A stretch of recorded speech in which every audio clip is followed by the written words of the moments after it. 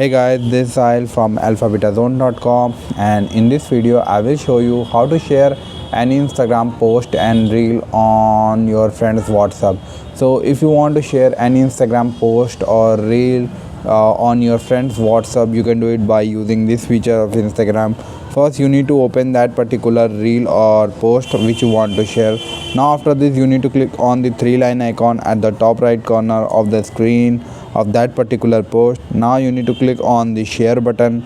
After clicking on share button, you will see lots of icon and you will also see a WhatsApp button icon. Once you click on that WhatsApp button icon, it will show your WhatsApp accounts or friends account. So through this you can share your WhatsApp Instagram reel or post through WhatsApp. So this is the way to share any Instagram reel or post on WhatsApp. I hope this guide was helpful. If you like this video, please subscribe to our channel and visit our website alphabetazone.com.